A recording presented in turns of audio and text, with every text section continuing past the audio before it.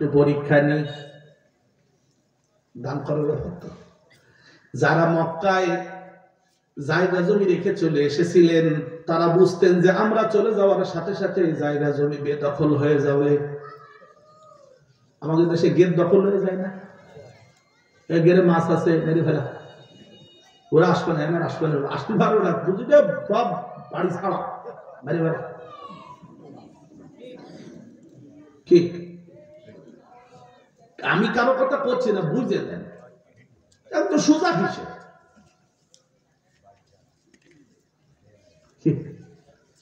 ব্যবসা বাণিজ্য মক্কায় রেখে এসেছো, ব্যবসা বাণিজ্য দখল হয়ে যাবে, কিন্তু ব্যবসার প্রতি কোনো মায়া নেই, জায়গা জমির পরে মায়া নেই, সুন্দর ঘর বাড়ির কোনো মায়া নেই, স্ত্রীর প্রতি মায়া নেই, পিতা মাতার প্রতি দয়া মায়া নেই।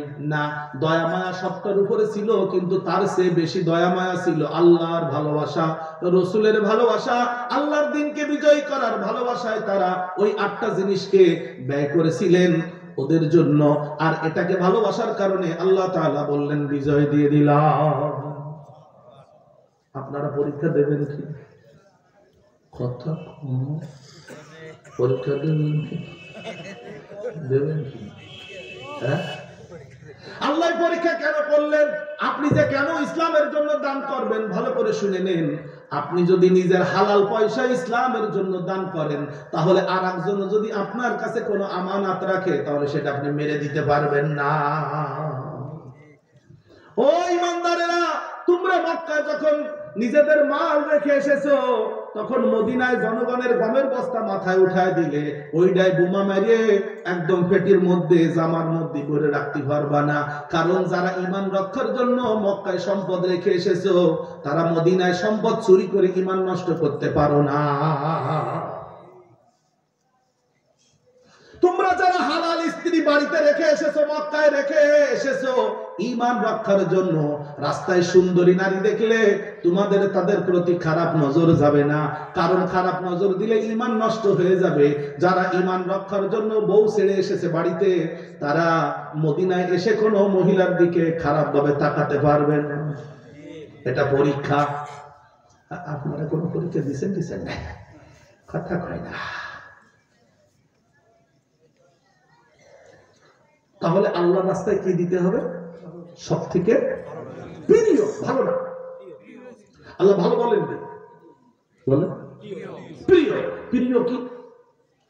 এটা আমি আগে একবার বলেছি, আপনাদের এখানে একদিন দিন আসি না তো। ওই আমাদের এলাকার একটা প্রবাদ বাক্য আছে, আরাম পাইলে মানুষ তো শৈল গজালের ফুনা, যার যার কোলে তার শোনা। বুঝেননি? প্রিয় কি? ও টাহি মাছের ছাও, টাহি মাছের কাছে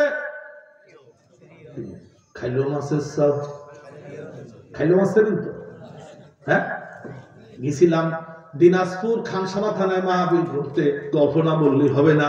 তো ওরা আমারে বললো, হুজুর আপনি তো এসেছেন খুলনা থেকে, আপনাকে আমরা মাছ খাওয়াবো। মাছ কি খাওয়াবো?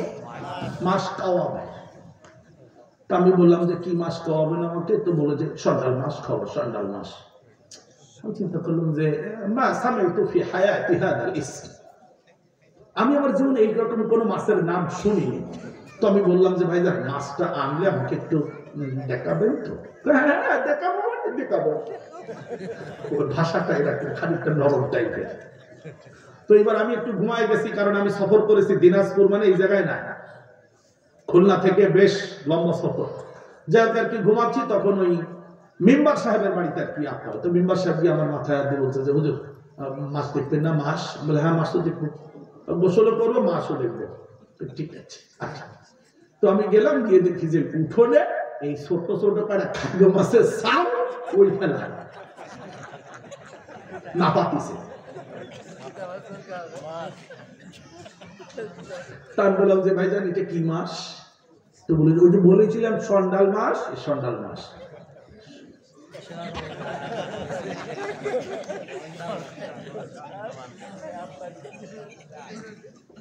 এই সন্ডাল মাছ খাওয়াবে বলে চেয়ারম্যানকে দাওয়াত করেছে। হ্যাঁ, কঠিন সন্ডাল মাছ। যাই হোক, সে এক লম্বা গল্প। সে সন্ডাল মাছই খাইলাম।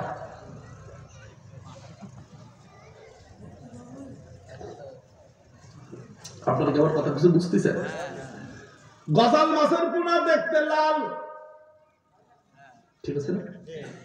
শোল মাছের পোনা দেখতে এক কালো আর লাল একটু মিশানো। এই বলে খাইলো মাছ কখনো তার বাচ্চাকে ফেলে দিয়ে গজাল মাছের মাছ পোনাকে তার কোলে টেনে নেয় না, যে তোরে দেখতে কালা দেখায় বলে তোরে ধর্ম না, ওই গজালের ছাও নেব। এটা হয় না, কারণ এটা আমাদের এলাকার প্রবাদ হলেও আপনাদের এলাকায় বাস্তবে তাই। শৈল গজালের পোনা যার যার কোলে তার তার বলেন শোনা। একজন কালো মানুষের সন্তান কালো হবে তাই বলে ওইটাকে তার মা ঘৃণা করে না, আর একজন সুন্দরী মানুষের সন্তান সুন্দর বলে সে তার মা তাকে সবচেয়ে অত বেশি ভালোবাসে না, এমনটি না। প্রত্যেকের মা তার সন্তানকে ভালোবাসে। সুতরাং আল্লাহ তাআলা পছন্দ করেন তোমার কাছে সবচেয়ে যে জিনিসটা। তিনজনে কলো কেন? আমি কি একজনে পড়াতেছি নাকি সকলে পড়াতেছি? কি আল্লাহ কি চান বলেন? তোমার সবচেয়ে প্রিয় যে জিনিসটা সেটা তুমি আমাকে দেবে, তাহলে আমি তোমার বীররুন দেব। বীররুন, এই বীররুন দিয়েই মানুষ জান্নাতে যাবে, টাকা দিয়ে না। টাকা দিলে বীররুন হয়। যেমন আপনারা যদি হজে যেতে চান কেউ, তাহলে সৌদি আরবে কি টাকা চলে নাকি? টাকা দিয়ে কি কিনতে হবে? রিয়াল। কি কিনতে হবে? তাতে এক রিয়ালের দাম যদি 30 টাকা হয় তাও তাই কিনবেন, কারণ ওই দেশে রিয়াল ছাড়া চলে না। এটা আপনারা সহজে বুঝেছেন। আপনাদের বলবো দুনিয়ায় টাকা দিলে বীররুন কিনতে পারবেন, আর এই বীররুন দিয়ে জান্নাতে যাওয়া যাবে। আমি কি বুঝতে পারছি? টাকা দিয়ে কি কিনতে হবে? বীররুন। বীররুন দিয়ে জান্নাতে যাওয়া যাবে। টাকা নিয়ে যদি বিমানে উঠতে চান আপনাকে কেউ উঠতে দিবে না, টাকা দিয়ে টিকিট কিনতে হবে। ভাই টিকিট দেন। বাসের কন্ট্রাক্টরকে মতো কয় না ভাই ভাড়া দেন। ট্রেনে উঠবেন, সরকারি ট্রেন, টিকিট দেন। বিমানে উঠবেন, টিকিট লাগবে। জান্নাতে যেতে গেলেও আপনাকে লাগবে বীররুন। এই ওয়াজ মাহফিলে, তাফসীর মাহফিলে যে টাকা দিবেন, এই টাকা দিলে আপনার আমল নামায় কিছু বীররুন লেখা হবে। মনে থাকবে না তো? আবার কোয়া লাগবে না, উনি যেন কালকে ইসলাম ভাই না কয় টাকা দেন নেই, যারা টাকা দিয়ে যান এরকমের বলা না লাগে না। অনেক সময় স্মরণ করা দেওয়ার জন্য বলা লাগে, যেমন আজান দেওয়া হয় স্মরণ করানোর জন্য, যেন আমাদের বক্তব্য বলা হয়ে গেছে আইসো হাতে আইসু কেনে কথা বুঝিয়েছেন তো? হাতে আইসু কেনে মানে চলে আইসু। চলেন আমরা এবার আরো সামনে আগাবো। এইবার আমরা একটা আলোচনার মুখোমুখি হচ্ছি, যে আলোচনাটা করতে যাওয়ার আগে আপনাদেরকে ছোট্ট একটু ইতিহাস বলতে হবে। সেই ইতিহাসটা হলো, খুব মনোযোগ দিয়ে শুনবেন, আপনাদের তো আগে বড় শোনাও হয়েছে, কিন্তু আজকের আলোচনার সাথে সামঞ্জস্যপূর্ণ বলে একটু ইতিহাসটা বলবো। সেটি হলো ইব্রাহিম আলাইহিস সালাম, বয়স 88 বছর। কত? ছেলে মেয়ে হয় না, বাচ্চা কাচ্চা হয় না। উনার স্ত্রীর নাম ছিল সারা। আমরা বলেছি বাংলা বইটি ছোট করে সায়রা বিবি। কি বিবি? সায়রা বিবির ছিল একজন দাসী, তার নাম হাজেরা। সায়রা বিবির যেহেতু বাচ্চা কাচ্চা হয় না, দাসী লাগবে কোন কামে, সেই জন্য তিনি দাসী দান করে দিলেন তার স্বামী ইব্রাহিম আলাইহিস সালামকে। এইবার আর সারার দাসী নেই, দাসী হলো ইব্রাহিম আলাইহিস সালামের। আল্লাহ তাআলা এই দাসীর গর্ভে একটি সন্তান দান করলেন। আপনারা কোন দিন থেকে কি সহ্য করা যায়? কার কথা বলছি? সারার কথা বলতেছি। সারা মানে বাচ্চাটা আমার, সে অতি যে অতি না অতি অবশ্যই আমার দাসীর, আমার দাসীর পেটে আমার স্বামীর সন্তান। দাঁড়ের দাঁত না, কান্দায় দাঁড়। শুনি আপনারা কম এসব কন্টন কিনা? দাঁড়ের পাশে দাঁড় হয়নি, মানে দাঁড় যে পাশে পুরো পাশে দাঁড় হবে না, তো দাঁড়ের পাশে দাঁড় না, দাঁড় হয়েছে উল্টো পাশে। আমাদের গ্রামে কয় কি দাঁড়ের দাঁড় না কান্দায় দাঁড়। এমন ঠিক আছে তো, কথা পাইবে আমার নাম বলে দাঁড়ের দাঁড় না কান্দায় দাঁড়। বাচ্চা হবে আমি, স্ত্রী আমার, অলঙ্কার দাসী। কি সহ্য করা যায়? সাররা গেল খেপে, যা হয়েছে এই বাচ্চা আমার চোখের সামনে যেন পুরুষ হয়, তবে আমার ইব্রাহিম আলাইহিস সালাম আল্লাহর বলেন, আল্লাহ বাচ্চা দাও না, দাও না, যেন বাবা ছিল। এই 94 বছর বয়স, আপনার বুঝতে পারেন নাই মনে হয়, 88 বছর বয়স পর্যন্ত বাচ্চা হয়নি, দাসী দান করে দিছে সারা। তো এদিকে বাচ্চার কাছে অধিকের কিছু সময় লাগবে না? বয়স হয়ে গেছে 94, 88 তো 94, কয় বছর হয়? 6 বছর। আল্লাহ তুই বাচ্চা ওর সময় দিলে, তাহলে আমি কি করি?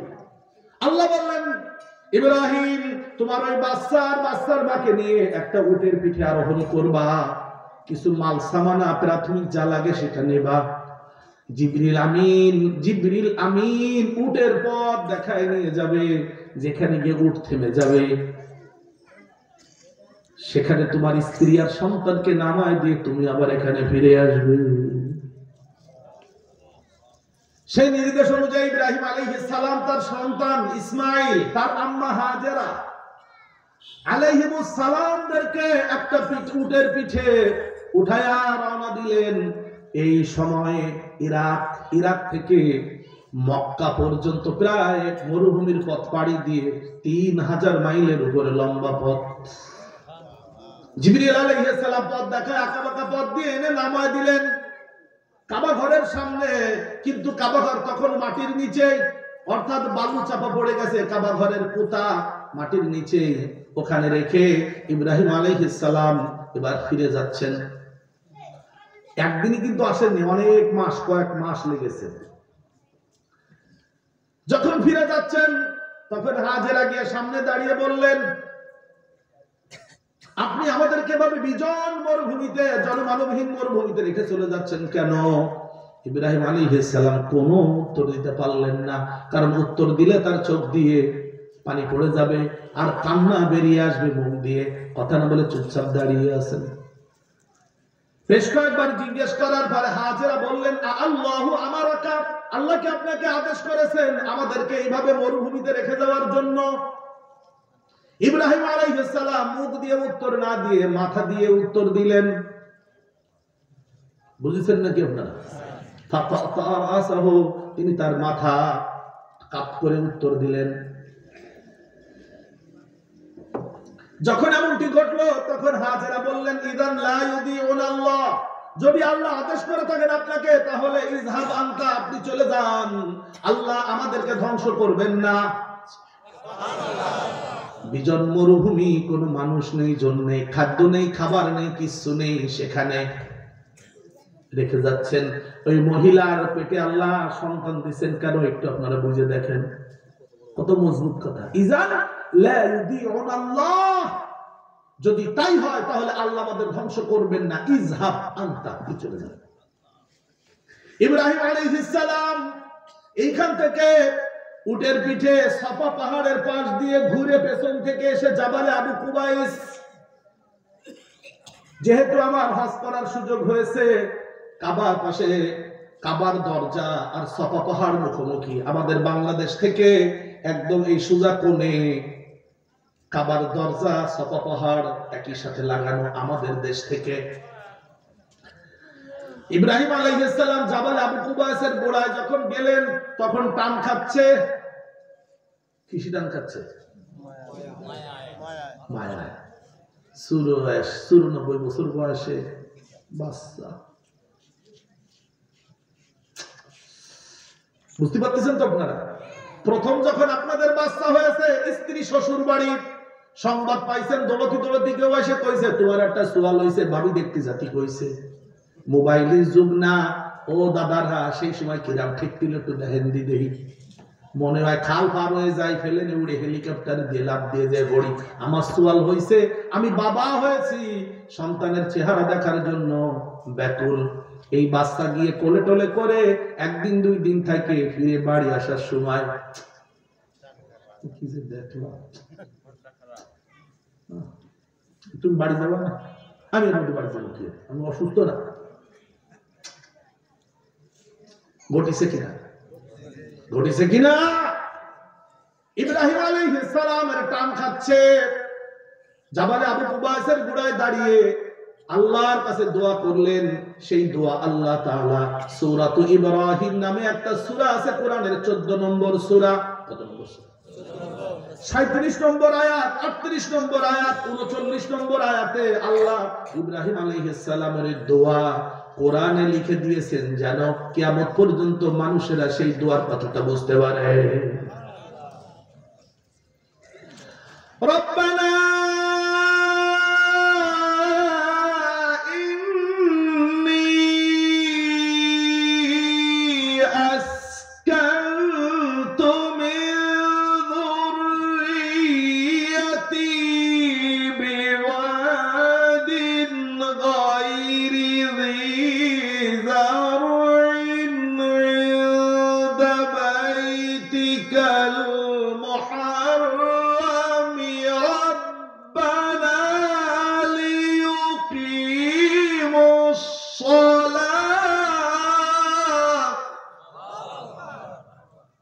فاجعل أفئدة من الناس تهوي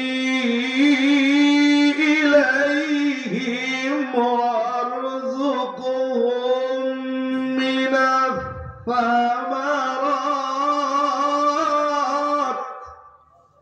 لعلهم يشكرون। হে আমার রব, আমি আমার সন্তান স্ত্রীদেরকে রেখে গেলাম তোমার কাবা ঘরের পাশে, যেন তারা ঘরে সালাত কায়েম করতে পারে। তুমি পৃথিবীর মানুষের মন তাদের প্রতি একটু ঝুঁকায় দাও। পৃথিবীতে যত ফসল হয়, ফল হয়, তার কিছু ওদের খাবারের জন্য পৌঁছায় দেওয়ার ব্যবস্থা করো, যেন আমার সন্তানেরা তোমার কৃতজ্ঞ হতে পারে। আল্লাহ বললেন, ইব্রাহিম দোয়া কবুল। আমার হজের সফরে দেখার সুযোগ হয়েছে, আমি জীবনে এত ফল একসাথে, different colours and kinds of fruits ফি আশকালিন মুখতালিফাতিন মিনাল ফাওয়াকিহ মিন আলওয়ানিল মুখতালিফাতিন মিনাল ফাওয়াকিহ, বিভিন্ন ধরনের বিভিন্ন রঙের ফল এর যে সমাবেশ। মক্কাতে এক জায়গায় শুধু সুকুল ফাওয়াকিহ, ফলের বাজার আছে। অত সুন্দর অত রকমের ফল আমি আমার জীবনে কোনোদিন দেখি না।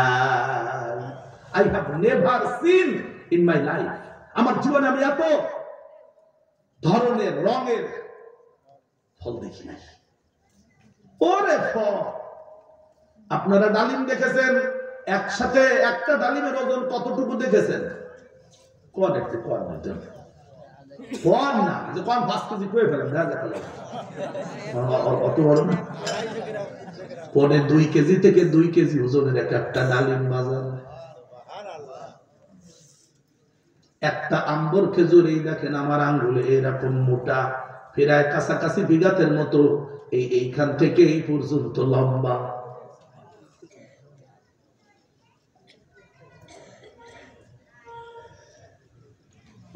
দোয়া কবুল। ইব্রাহিম আলাইহিস সালাম আবার ইরাকে ফিরে আসলেন, এসে দেখেন যে সারা বিবির একটা বাচ্চা হয়েছে। বাচ্চা আল্লাহ একটা সরাই দিলেন মক্কায়, আর একটাকে রাখলেন ওখানে। ওই ছেলের নাম হলো ইসহাক। আল্লাহ রাব্বুল আলামিন ইসহাককে পরিণত বয়সে নবী বানালেন, ইসমাইলকেও নবী বানালেন। ইসহাকের সন্তান হলো ইয়াকুব, ইয়াকুব আলাইহিস সালাম। তার হলো 4 স্ত্রীর 10, 12 ছেলে, 12 ছেলে।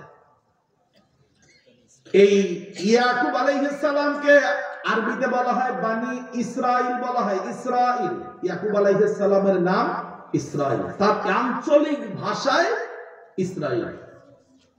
বুঝতে কষ্ট হয়েছে আপনাদের? অনেক সময় আমাদের খাতা পত্রে পেলাম একটা রকম নাম থাকে, আর বাড়ি এসে দেখা যায় ওই নামে খুঁজলি পাওয়া যায় না। আমাদের মাদ্রাসায় একজন কর্মচারী ছিল, তার নাম হলো আমিনুল ইসলাম, পিতার নাম আব্দুল কাদের।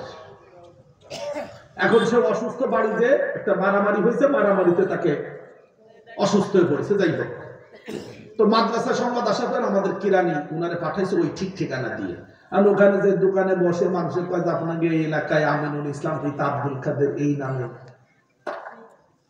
সেই যাইয়ে ধরে খুঁজ দিছে এই দোকানে, ওই দোকানে চা খায়, আর মাসির কাছে জিজ্ঞেস করে ভাই আমি খুলনাতে আইছি, আপনাদের এলাকায় এরকম নামে কোনো লোক কিন্তু কেউ চেনে না, কেউ চেনে না। আমিনুল ইসলাম কেউ কেউ চেনে, কিন্তু আব্দুল কাদের নামে কারণে কথা বুঝতে পারছেন না। পরে চিন্তা করছে তো চলে যায়, আসলে খালি খালি মাইকটার খাইছে পুয়ানে কি বুঝতেই পারতেছি না কিছু।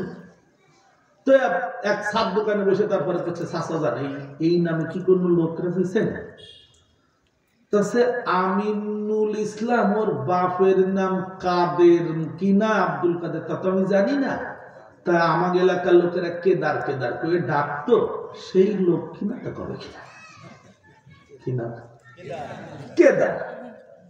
এখন উনি ওই নামে কাছে ধরেন সেই কেদার, তা সে করে তাকে বাড়ি ওই রাস্তায় যাইয়ে এরকম গলির মধ্যে ঘুরে যায়, দেখা অঙ্গনি পায়। তো কয়েকদিন একটা মারা মারে কখন তো তাহলে কেদারের সোয়া বইপত্রে এক না, বাড়ির ইসরাইল, স্থানীয় ভাষায় ইসরাইল নাম, ইসরা মানে হলো বান্দা, ইল মানে আল্লাহ, তাহলে ইসরাইল মানে কি হলো? যেটাকে আমরা আরবিতে বলি আব্দুল্লাহ, উনার আরেকটা নাম হলো ইয়াকুব, লোকেরা ডাকে ইসরাইল বলে, আর আল্লাহ তার নাম দিয়েছেন ইয়াকুব। কিন্তু কোরআনে আল্লাহ দুইটা নামে উল্লেখ করেছেন, কারণ মানুষেরা যে নামে ডাকে ওটা পরিচিত নাম, ওই নামটাও থাকা দরকার। এই আমাদের আলোচনায় কিন্তু বানি ইসরাইল আছে, ইসরাইল আছে, একটু পরে আমরা পড়তে যাচ্ছি, এখনই পড়তে যাচ্ছি। এইবার আপনাদের সহজে বলে নেই, এইবার ইব্রাহিম আলাইহিস সালামের স্ত্রী সারা এর গর্ভে যে ইসহাক, ইসহাকের ছেলে ইয়াকুব, ইয়াকুবের ছেলে ইউসুফ, এইভাবে এই বংশে নবী আসতেছে, নবী নবী আর নবী, নবী নবী নবী খালি নবী, 1,70,000 উপরে নবী এসেছে এই বংশে। এই বংশে ইসমাইল নবী, এখানে আর কোন নবী নাই।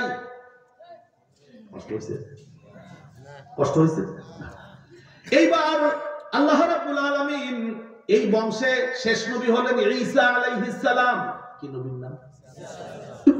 ঈসা আলাইহিস সালাতু ওয়াস সালামের ইন্তেকাল তো আসমানে আল্লাহ উঠায় নিয়ে যাওয়ার পরে আল্লাহ রাব্বুল আলামিন এই বংশের মধ্যে একজন নবী বানালেন, যেই নবীর কথা দোয়া করেছিলেন কাবা ঘর নির্মাণ করে। সেই কাবা ঘরের ইতিহাসও একটু আছে, আমি শুরুতে বলেছি 4 থেকে 5 ঘন্টা আলোচনা করলে কিছু কথা বলা যাবে, তারপরও চেষ্টা করে দেখি কিছু কথা বলা যায় কিনা।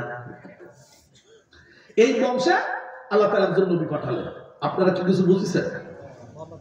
এই মুহাম্মদ সাল্লাল্লাহু আলাইহি ওয়াসাল্লামকে আল্লাহ তাআলা নবী মনোনীত করলেন, কিন্তু মজার ব্যাপার হলো এই বংশের নবুয়তের যে মুকুট মাথায় ছিল একটানা 2500 বছর। এই বংশের লোকেরা বনি ইসরাইল, আর যে ইসরাইল রাষ্ট্র, সেই ইসরাইল হচ্ছে এই ইসরাইল রাষ্ট্র, শুনতেছেন না? গাজার মুসলমানকে মারতেছে, ফিলিস্তিনের মুসলমানদের মারতেছে, সেই ইসরাইল হচ্ছে এই কোরআন শরীফের এই ইসরাইলিরা। এই এদের বংশে একটানা 2500 বছর নবী। কত বছর? জোরে বলেন, জোরে বলেন। আর এই বংশের মধ্যে 2500 বছরে কোন নবী নাই। বুঝেছেন কিছু? নিজের একটা বাপ আছে না, আমাদের গোষ্ঠীতে খালি শিক্ষিত লোক, MA পাস, BA পাস, কিন্তু হঠাৎ করে দেখা গেল যে আপনার গোষ্ঠী 100 বছর পরে কোনো শিক্ষিত লোকই নেই, কলম দিয়ে ক লিখতে পারে না। কিন্তু যারা ওটা ক লিখতে পারতো না, ওকে বংশে হঠাৎ করে একজন তো MA পাস তো করেছে, পরে একটা ঢাকা বিশ্ববিদ্যালয়ে ভিসি হয়ে গেছে। আরে বিসিএস কাটা তো ছোটখাটো বিসি ভাষা, ভিসি হয়ে গেছে, ভিসি ভাইস চ্যান্সেলর। এই গোষ্ঠীর লোকেরা তো নেই সহ্য করা। আপনাকে বাড়ির পাশে সিরুলিয়া গ্রাম আছে, সিরুলিয়া কুলুদার এলাকায় যে পরিমাণ শিক্ষিত লোক, আমাকে সেই ছোটকালে শুনেছি।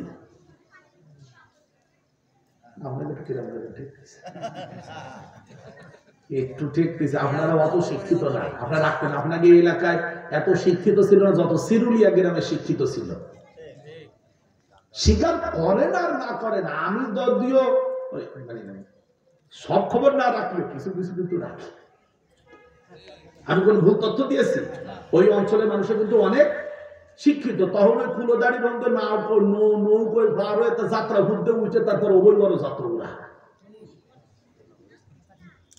আপনাকে একটা ভাব ছিল, ওগুলো পয়সা করে নেই, শিক্ষিত হইতে আমার পয়সা করে এর কি পরিমাণ বড় উঁচু আপনাকে ব্রিজটা, কারণ দানের নাও তলতে যাবে আসলে না বাঁধে না। হ্যাঁ, ভাবতেছেন যে উজু করে কিছু না। তারপরে আপনারা ইটির ব্যবসা ইটো তলতে যাবেন, ইটির নাও কিছু বুঝেছেন কিছু? এই বংশে একটা না ২৫০০ বছর নবী, এই বংশে ২৫০০ বছর মধ্যে কোন নবী নেই। হঠাৎ করে এদের মাথায় আল্লাহ তাআলা নবুয়তের যে মুকুট দিছিলেন, সেই মুকুট এদের মাথা থেকে খুলে নিয়ে বনি ইসমাইল বংশের একজন ব্যক্তির মাথায় দিয়ে দিলেন। আর ওরা ছাইয়ে পড়ে দেয়, আমাকে টুপি দেনি ওর ও কিনা, ও তো আমাকে বংশের লোক, ও তো আমাকে বংশের লোক না। ২৫০০ বছর আমরা হলাম পৃথিবীতে, টুপি আমাকে টুপি ওর মাথায়, ওরা কিছুটি মেনে নিয়ে যাবে না। কথা বুঝতে পারছো না ভাই? কোনো অবস্থাতেই না। তো ঠিক আছে, এই হলো বনি ইসরাইলের সাথে বনি ইসমাইলের দ্বন্দ্ব। এরা হলো বনি ইসরাইল, এরা হলো বনি ইসমাইল, মনে থাকবে। এইবার হলো যখন আল্লাহ রাব্বুল আলামিন রাসূলকে মক্কা থেকে হিজরত করে মদিনায় পাঠালেন, মদিনায় আবার এই বংশের লোকের অপেক্ষা করতেছিল, শেষ নবী আসবে আমাদের বংশের ভেতর থেকে, আমরা তার উপরে ঈমান এনে পৃথিবীতে বিজয়ী হব। কিন্তু রাসূল যখন মক্কা ছেড়ে মদিনায় গেলেন, মদিনায় যাওয়ার পর ওরা তাকায় দেখলো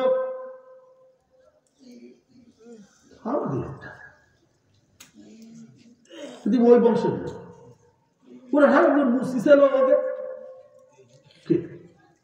ওকে মেনে নেওয়া যাবে না। এখন মেনে নেওয়া যাবে না মুখ দিয়ে না কয়ে বিভিন্ন কায়দা আটকানোর জন্য এটা করে। এই তোমরা বসে বসে বিশ্বাস করো কেন?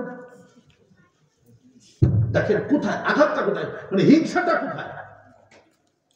আমাদের নবী পেশাব করেন বসে বসে, তাই আমরা নবীর দেখা দেখি শিখেছি বসে পেশাব করে। আল্লাহ বসে দেই বিশ্বাস করে। হ্যাঁ, তোমাদের নবী কি মহিলা না? শুনতেছেন কিছু? হ্যাঁ, হাদিসে আছে আয়াবুলু কামা তাবুলুল মারাতু, তোমাদের নবী কি মহিলাদের মতো এরকম বসে বসে পেশাব করে? তোমাদের নবী কি মহিলা নাকি? ঠাট্টা বিদ্রুপ করার ভাষাটা বোঝেন আপনারা, কথা বুঝেছেন তো? রাসূলের কাছে সাহাবীরা গিয়ে বলেছেন, ইয়া রাসূলুল্লাহ, আমাদেরকে ভাবে ঠাট্টা বিদ্রুপ করে ইহুদিরা, বনি ইসরাইলের লোকেরা, তাহলে কি আজকে নতুন মারতেছে নাই আমাদের? রাসূল বললেন, আনা লাকুম মিসলুল ওয়ালিদি ওয়াআল্লিমুকুম দীনাকুম, আমি তোমাদের কাছে তোমাদের পিতার মতো, আমি তোমাদেরকে দ্বীন শিখাতে এসেছি। কারণ সন্তানকে পেশাব পায়খানার পদ্ধতি মা বাবারা শেখায়। আমি তোমাদের রাসূল হতে পারি, তবে পিতার মতো। আমি মুআল্লিমুকুমুল খিরআতা, খিরআতুন মানে হলো পেশাব পায়খানা কিভাবে ব্যবহার করবে, ঢেলা কুলুক কিভাবে ব্যবহার করবে, পানি কিভাবে ব্যবহার করবে, কিভাবে হাত মাটবে, হাত কিভাবে রগড়ায় ধুবে, আমি সব শেখানোর জন্য প্রেরিত হয়েছি।